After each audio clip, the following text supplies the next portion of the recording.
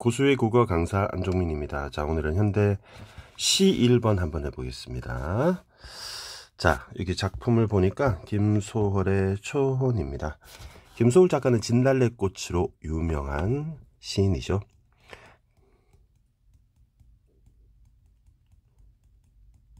대표적 성격으로는 민요적 율격을 사용하고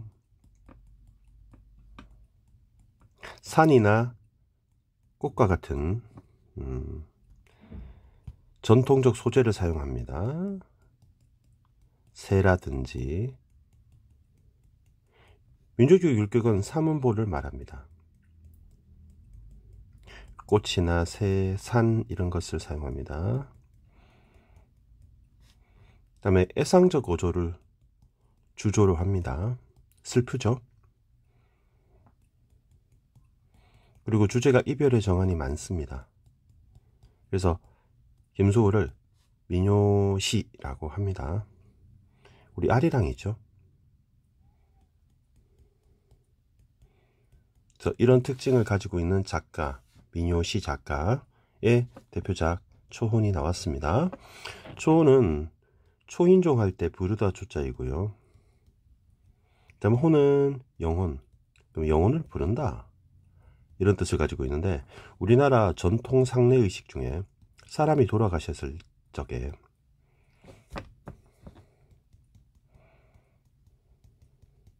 고복의식이라고 하는 게 있습니다. 고복의식은 사람이 돌아가셨을 때 돌아가신 분의 윗조고리 같은 것을 들고 지붕에 올라가서 돌아가신 분의 이름을 크게 3번 부르면서 옷을 하늘을 향해 펄럭이는 의식입니다. 그렇게 되면 돌아온 망자가 저승에 가지 못하고 살아서 돌아올 수 있다고 믿습니다. 그러면 돌아가셨다가 다시 살아오지 않으면 결국에는 이제 장례 절차에 들어가게 된다는 거죠. 그러면 주제가 벌써 사별의 슬픔이 바로 나오게 됩니다. 그죠? 제목을 통해서 사별의 슬픔이 나오게 됩니다. 주제 한번 써보겠습니다. 주제는 사별의 슬픔. 죽어서 이별한 게 사별이죠.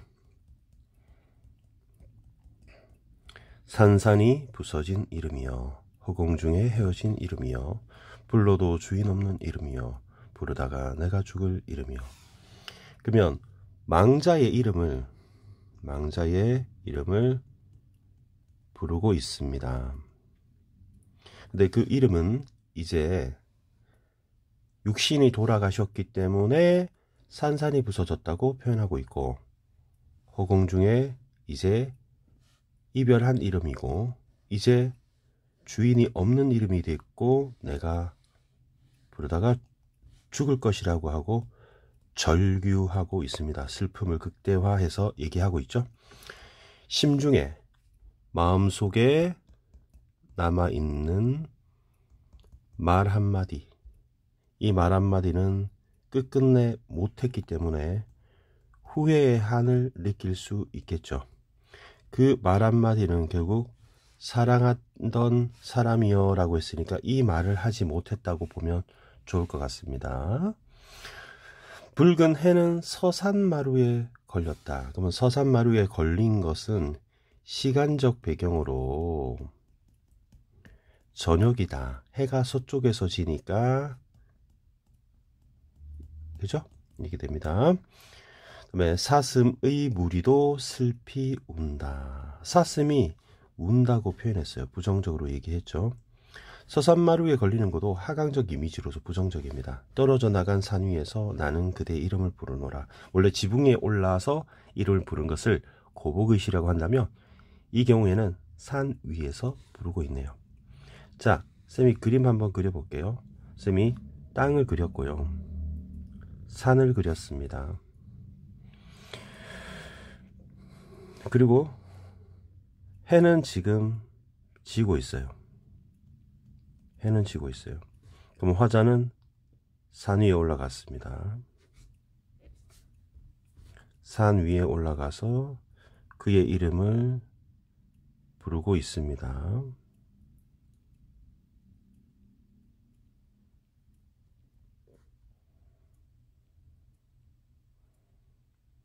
그러면 밑에는 이승이 되고 화자가 처한 곳 삶이 되겠죠. 삶의 영역이죠.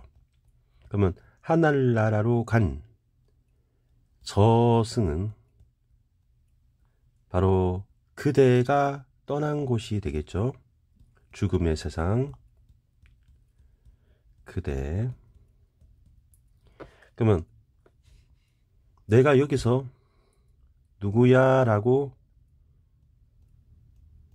이름을 부르게 되는 겁니다. 절규하듯이. 서름에 겹도록 부르노라, 서름에 겹도록 부르노라. 부르는 소리는 비껴가지만 그러면 결국 하늘에 닿을 수가 없습니다. 하늘과 땅 사이가 너무 넓다는 얘기를 하고 있네요. 그러면 하늘은 위에 있는 곳이고 땅 사이가 너무 넓다는 얘기는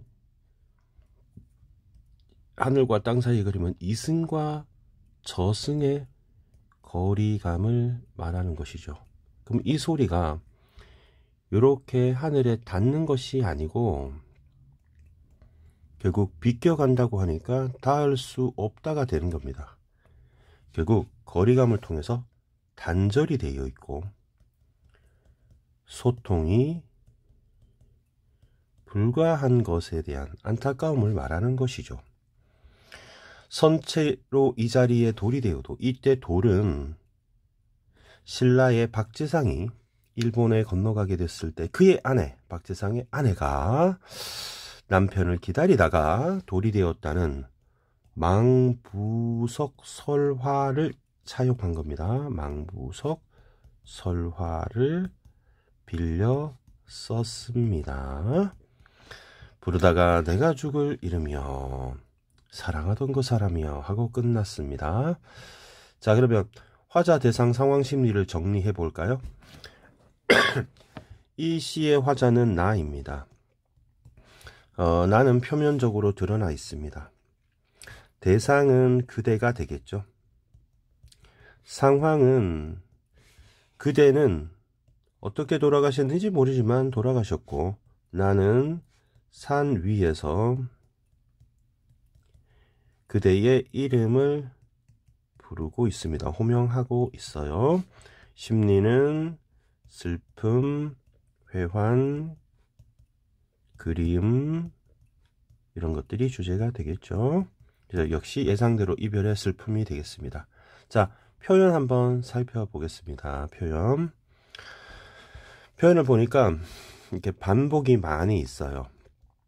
그리고 느낌표가 있으니까 영탄법이 있습니다. 그리고 뭐뭐 할 이름이요 라고 했으니까 여러분 통사구조 반복이라고 해도 되겠네요. 대꾸법이라고 해도 괜찮습니다. 이름을 불렀기 때문에 소리니까 청각적 심상이 사용되었습니다. 심중에 남아있는 말 한마디는 끝끝내 맞이하지 못하였구나. 요거 느낌표로 보고 영탄법으로 볼 수 있습니다. 사랑하던 그 사람이여 사랑하던 그 사람이여 시행 반복이고요. 영탄적 어조가 주로 많이 사용되었습니다. 3냥 가볼까요? 붉은 해는 서산마루에 걸렸다. 붉은 색채어가 사용되었고요. 시각적 심상이 있습니다. 그리고 하강적 이미지가 있고요. 그다음에 다라고 하는 것이 가군으로 사용되었다. 라도 있기 때문에